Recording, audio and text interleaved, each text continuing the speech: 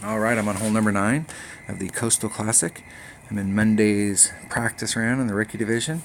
Just getting a good look at some of these holes and kind of figuring out what clubs I want to bring out there and what I need to do on it.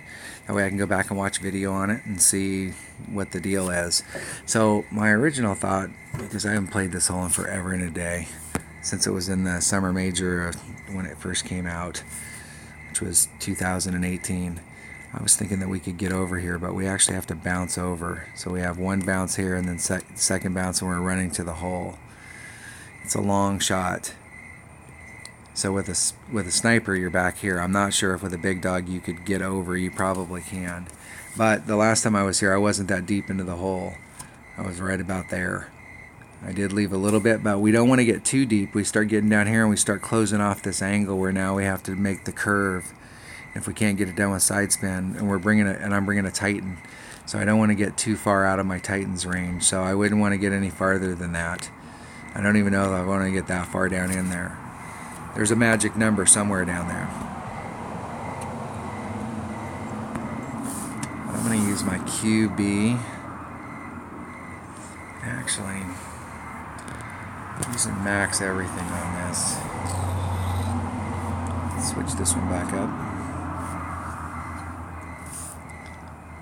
Switch that club to a Nirvana and a Spitfire. So my choices are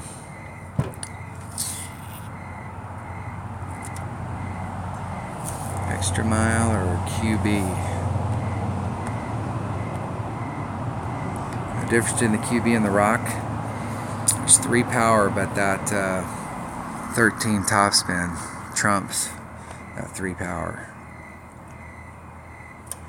When that Rock gets to level 8, it picks up the last of its power.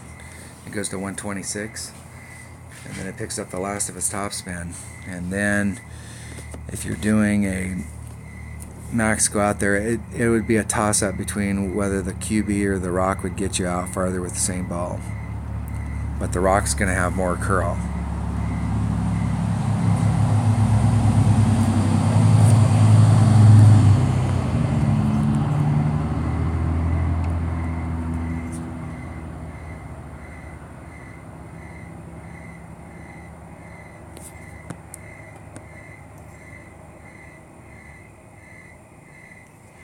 We're bringing it out a little more, 4-4. And I brought it out there because I want to put some curl on it. And it grate to the left. I want to put some curl on it. I want to see how the ball reacts down here at the bottom, whether it goes and it got a flat run and it's just going to run right into that rough.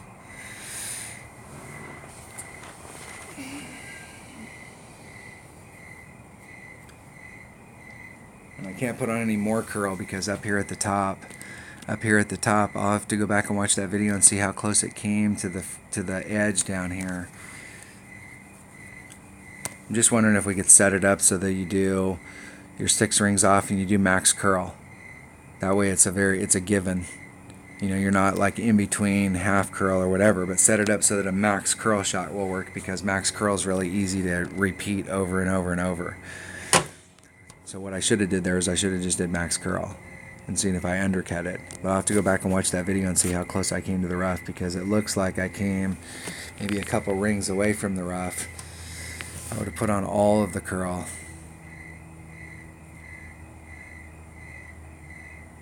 If you were going to do a max overpower hook shot, you should have went the other direction. That way if you ended up in the rough, there's a good chance you might have still been able to get on.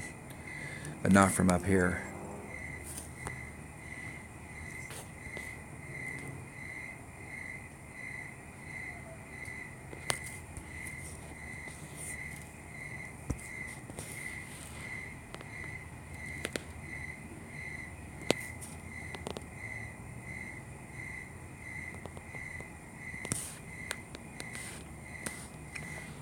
Let's see if we can get down there.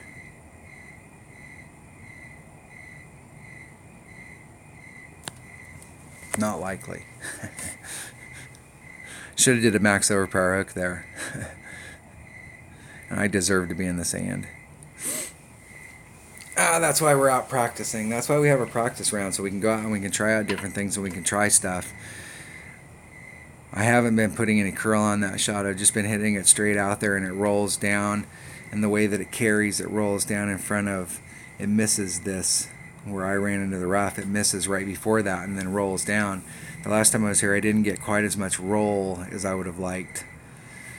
So the way that you can get more whip on the ball is by adding that curl on there, but it ran flat, so it skipped across it, and that's why it had so much speed going into that island.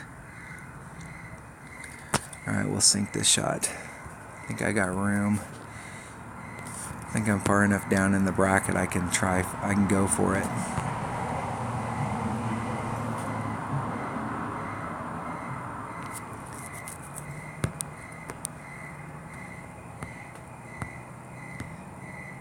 It's about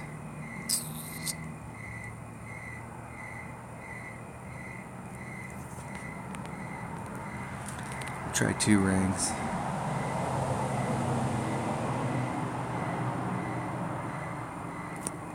Hitting it great to the left.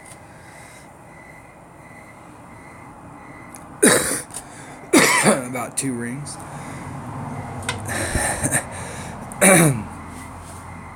I love these practice rounds. I actually learn a lot when I go back and watch these videos, because I do not like being in the rough. If you watch a lot of my videos, I don't hit from the rough or the sand very often, because I don't like hitting from the rough or the sand. I like being in the fairway.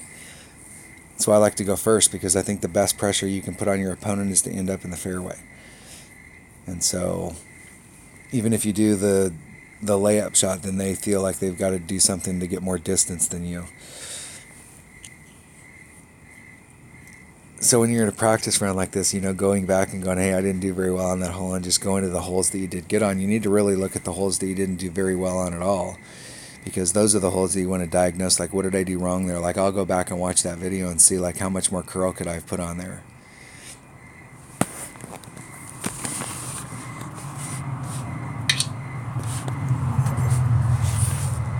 I'm going to miss my putt. Because you definitely do not want to get a par on these par 5s. Anytime you're playing in tournaments, you've got to get eagles on the par 5s. There's only a couple par 5s in this game that it is like, that are birdie par 5s. Like, you're trying, like, if you get lucky, like, there's no getting lucky and getting an albatross. There's no albatross shot on that hole. The best you can get is an eagle. There's only a couple of those holes in the game. Good luck. Alright, that was hole number 9 of the Coastal Classic tournament. Thanks for watching. Hopefully everybody's going to have a great tournament. Hopefully everybody used Monday as a practice round. And I will definitely be qualifying one of my accounts tomorrow. So thanks for watching.